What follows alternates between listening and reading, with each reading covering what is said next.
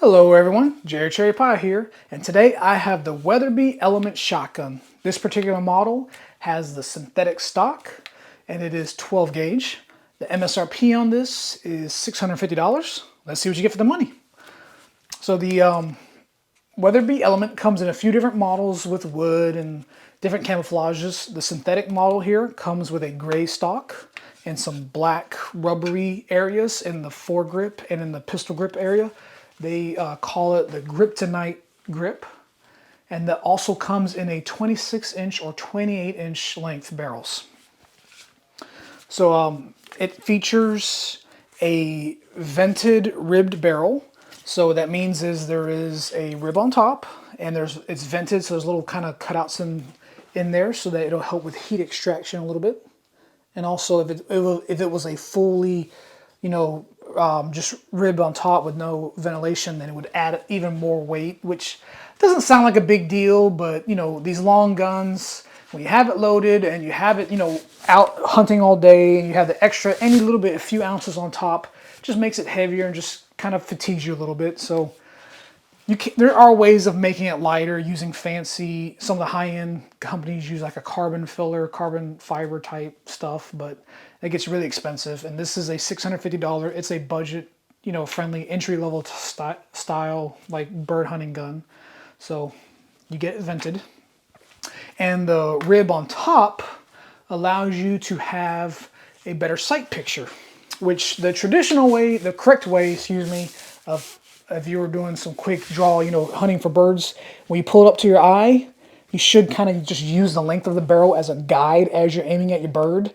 And as soon as it's in that general direction, pull it. But a lot of people aren't used to that, and they're used to rifles where you have to aim down some kind of sight. So they like to look down the barrel as a sight. So having the rib on top separate from the barrel gives you a nice flat area to kind of help aim down. Instead of having just a circular barrel, you don't have any good way of knowing which is the center point.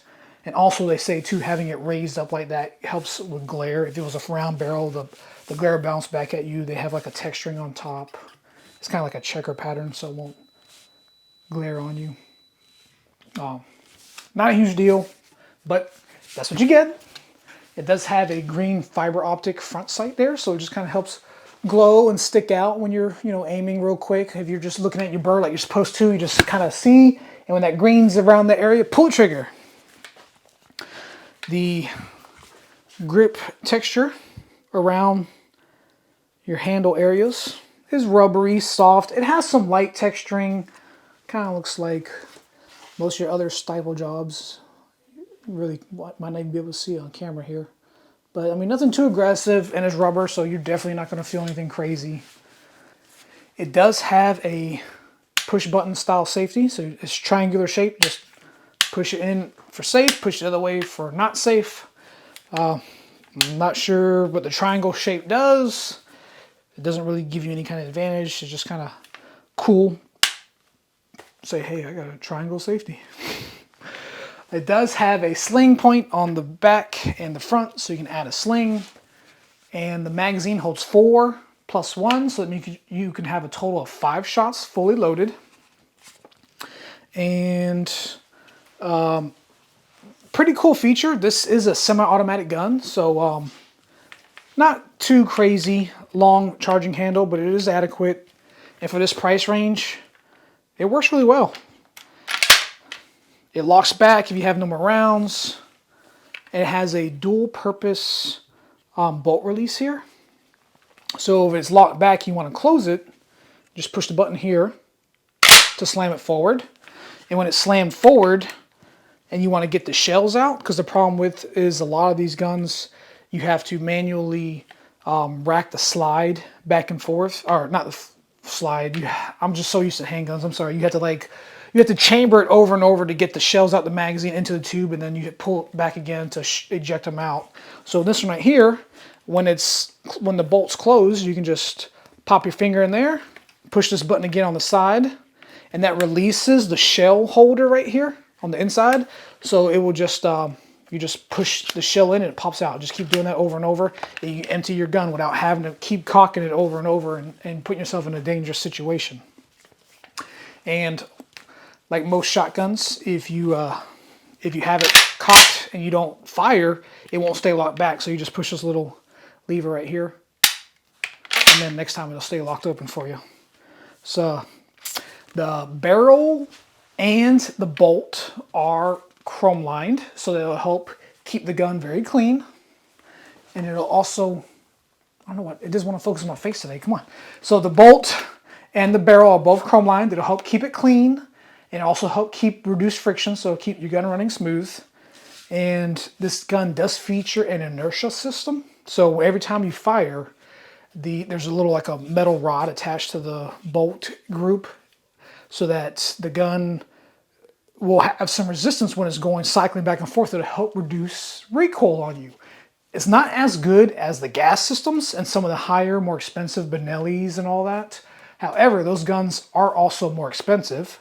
And since they're gas operated recoil reducing, all the gas from when you fire your shot will come back through the tube and into this area where your firing mechanism is. So the gun gets very, very dirty, even though it's less recoil. So you gotta make a trade-off. Do you want a cleaner gun with a little more recoil, or do you want a less recoil gun, a little bit more dirtier?